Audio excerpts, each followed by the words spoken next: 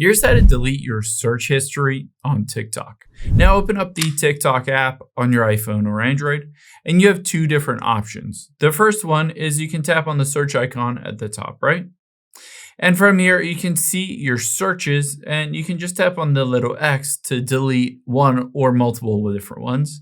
However, keep in mind, this is fairly slow, and if you have a lot of searches, there's an easy way to delete all of them at once. You can go back out of here and tap on Profile at the bottom right, and then tap on those three lines at the very top right. From here, tap on Settings and Privacy at the very bottom.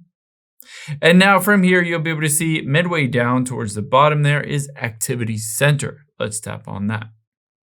Now you can see the third option, your search history. Just tap on that.